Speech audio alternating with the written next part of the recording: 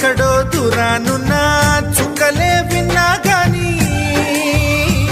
కదిలించలేదా కాస్త కూడా నీ మనసుని